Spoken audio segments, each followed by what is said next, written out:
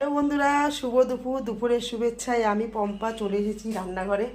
বন্ধুরা, শরীর খুব একটা জুতের নেই, জানো, অনেক কদিন ধরে শরীর অসুস্থ। তবু রান্না করছি, সবই করছি আস্তে আস্তে, একটুখানি অল্প বিস্তর, খুব একটা যে বেশি কিছু করছি হাইফাইভাবে সেসব কিছু না।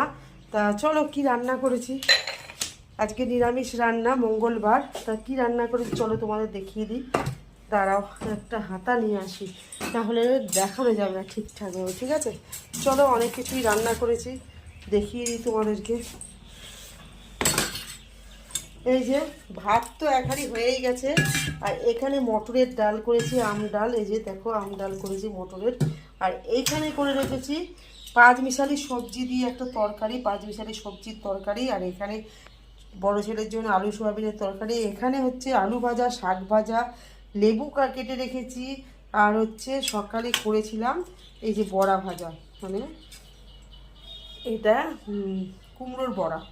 আর হচ্ছে এখানে সাদা টক, মানে সাদা টক বলতে অল্প একটুখানি চিনি দিয়েছি, চিনি না দিলেই ভালো হয়, আমের সাদা টক। এইটুকু রান্না বন্ধুরা, আজকে এমন কিছু রান্না বান্না নেই আমার রান্নাঘরে। তা কি এরকম ধরনের রান্না কার কার বাড়িতে হয় মাঝে মধ্যে আমি করে ফেলি, কেননা আমার শরীর টরীর খারাপ। আর হচ্ছে যেহেতু আজকে নিরামিষ, সেহেতু এই ধরনের রান্না আজকে হয়েছে। থ্যাংক ইউ, শুভ দুপুর, সবাই খেয়ে নাও। আমরা এখন খেতে বসছি, টাটা।